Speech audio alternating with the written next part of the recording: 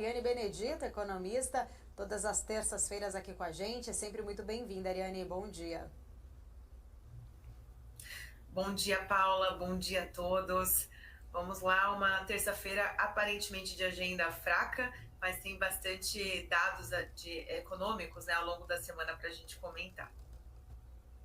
E também eu acho que muita expectativa, olhando ali, viu, Ariane, sobre estas medidas ali que o Ministério da Fazenda planeja anunciar, né, ali, medidas de contenção de gastos até dezembro deste ano. A gente viu o mercado se animando bastante, inclusive ontem, né, os juros futuros acabaram ali caindo um pouco, a bolsa fechou ali no patamar positivo, muito, acho que nessa expectativa, né, destas medidas ali serem anunciadas. E uma destas medidas, até queria entender um pouco da sua leitura, ela envolve as alterações e benefícios sociais. Apesar de não ter sido declarado, né, nenhum detalhamento, mas houve ali a possibilidade de se mexer, inclusive no BCP.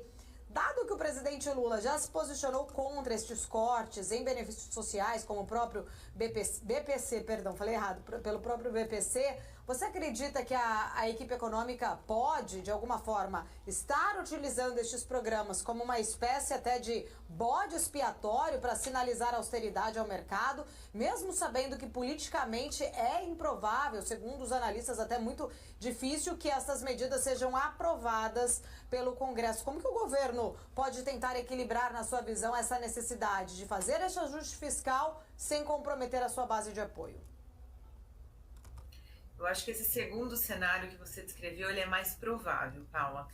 Na sexta-feira a gente teve o mercado, né, infelizmente, fechando a semana com uma piora potencializada devido às falas na comunicação, né, ali do presidente Lula, que deu a entender de uma expansão de gastos, né, ao contrário do que foi proposto, está sendo proposto pelo Ministério da Fazenda, entre outros órgãos, né, ali na tentativa de acalmar o mercado em relação às tratativas fiscais. E já era esperado que no início da semana, então ontem, a gente teve o Haddad vindo, né, acalmar, porque na sexta-feira não teve tempo de fazer qualquer tipo de comunicação para inverter a maior parte, de novo, né, da desancoragem das expectativas, não só via inflação, mas a abertura que a gente teve, né, novamente dos juros, e aí tendo uma semana difícil. Então, ontem a Haddad vem a público numa postura de uma comunicação que o mercado já esperava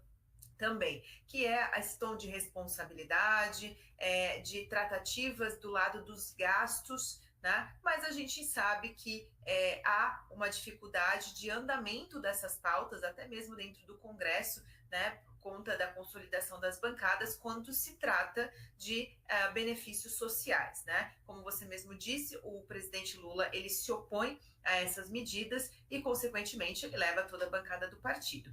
Do outro lado, a gente tem o Congresso, né, bem colocado até mesmo pelo Pacheco em algumas tratativas na semana passada também, sobre essa revisão dos gastos públicos para o andamento das agendas e principalmente da agenda da reforma tributária para 2025. Então, existe uma intenção, na verdade, eu acho que existe a ciência de todos os envolvidos que essa discussão ela é inevitável, mas a gente tem uma grande oposição, principalmente por conta do executivo e que leva juntamente uma parcela do Congresso. Acho difícil que essa pauta tenha um andamento rápido ou ela seja tratada ou ande, né, essa possibilidade de gastos, de controle de gastos via programas sociais, no início agora do mandato do atual presidente. Deve ficar lá para o final, né, do encerramento da presidência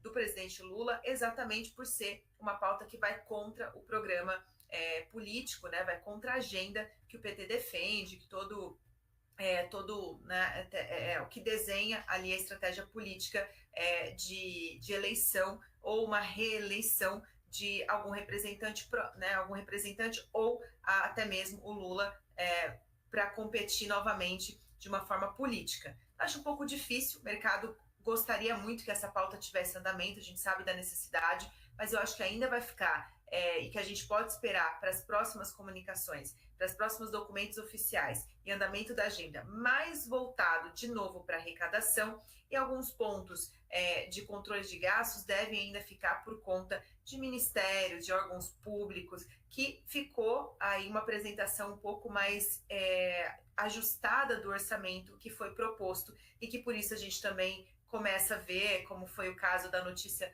logo pela manhã, de uma possível greve até mesmo dos funcionários do IBGE, a gente teve do Tesouro, né, vive ainda essa tratativa de negociação com os funcionários do Tesouro, agora do IBGE, a instituição se posicionou dizendo que não foi feito nenhuma notificação, que eles não estavam cientes, mas a gente sabe que existe, que vai começar a acontecer com outros órgãos, ali principalmente voltado, como a gente teve o pedido também hoje pela manhã do sindicato, né, ali do Banco Central, para tratativa da PEC de autonomia financeira e orçamentária também da instituição. Então veja que está desencadeando mais a tratativa de gastos via órgãos públicos do que propriamente a fala do Haddad de ontem, que trouxe, que eu acho que ele cumpriu a agenda como o mercado queria, porque a função daquela comunicação era, de fato, acalmar o ocorrido da sexta-feira. Ariane, vou trazer para a nossa conversa o Alex André, economista Alex André, da MSX Invest, chegando aqui também na nossa programação. Bom dia, Alex, bem-vindo. Bom dia, Paula. Bom dia, Ariane. Ótimo dia. Ariane, sempre escuto suas opiniões, principalmente aqui na BMC News, e agora você falando um pouco sobre a pauta fiscal. Acho que tem uma dissonância muito grande do que é falado, do que é realmente colocado na prática. Você falou claramente diversos motivos, mas quero trazer muito na questão de precificação, né? Ou seja, você acredita que, desde semana passada para cá, o mercado possa começar a acreditar numa política fiscal menos expansionista?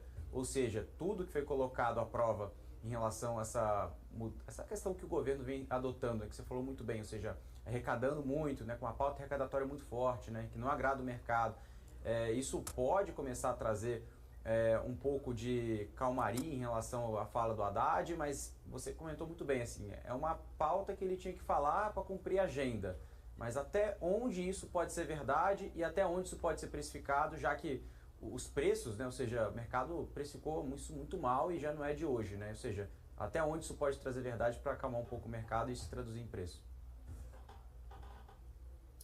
Bom dia, Alex. Não, eu não acredito que o mercado vai trazer isso para preço nessa fala. Eu acho que esse tema tem que ser mais consolidado para, de fato, causar um sentido de menor aversão a risco por conta de fiscal.